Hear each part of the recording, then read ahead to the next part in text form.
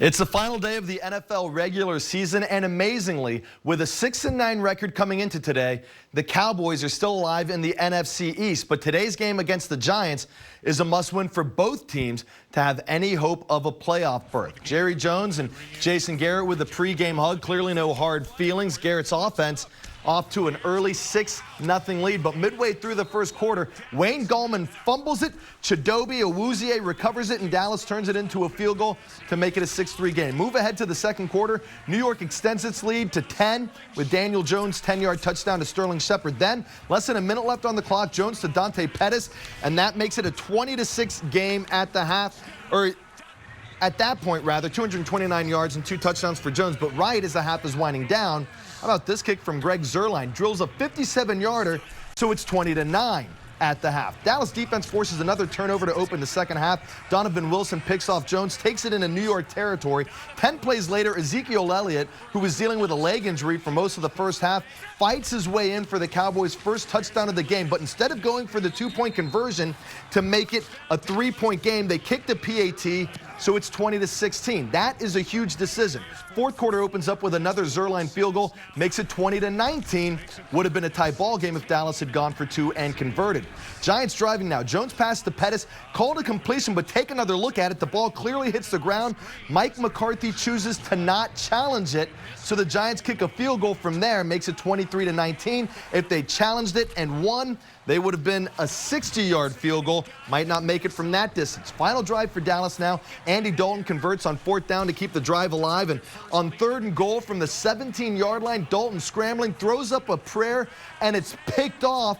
But Dallas still has 3 timeouts left, a potential chance still to win this game. Giants trying to ice it, and Gallman does just that, gets the first down, but he fumbles it. Inexplicably, a Giant scrum, confusion on the field. They have to review the play after refs are saying it was going both ways, and it's Giants ball. That's the game, and that is the season for Dallas. Year 1 under McCarthy comes to an end with a 23-19 loss. I mean, we lost a football game that we knew we needed to win. I mean, that's the disappointment. Frankly, in some ways, this game's a bit of a microcosm of our season. We're upset that we didn't do what we needed to do to put ourselves in a situation to get in. Just disappointed. So with that loss and Washington's win just now on Sunday Night Football, the Cowboys lock up the 10th overall pick in the upcoming draft.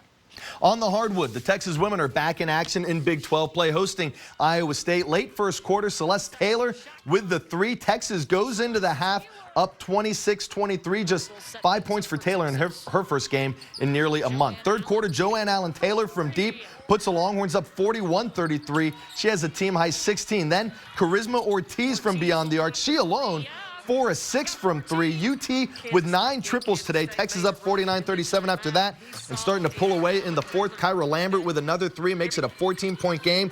Charlie Collier had a double-double, 14 points and 14 rebounds. Her lone assist to Lambert to stretch the lead back to double digits as Texas wins it 74-59.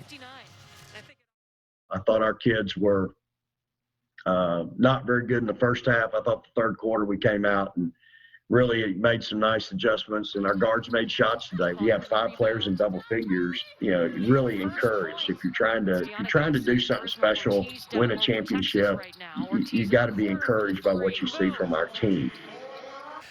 Longhorns are next in action on Saturday at West Virginia. The men, meanwhile, coming off a historic win over Kansas yesterday, but the football news kind of overshadowed all of that. The defense played great. Donovan Williams with the swat. Andrew Jones with a dunk off the fast break. 14 points for Jones.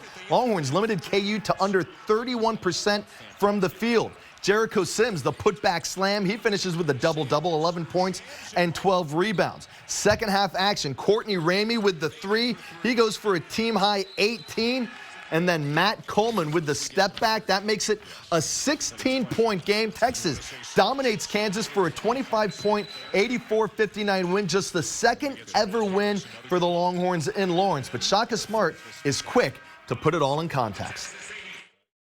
I mean, if this is a peak on January 2nd, then that would be really, really disappointing. So it's something that, we'll talk a lot about. I asked the guys in the locker room if this was kind of all they wanted. And, obviously that's a rhetorical question. They want more. We've played 2 conference games. There's a lot of things we can take from today and build on.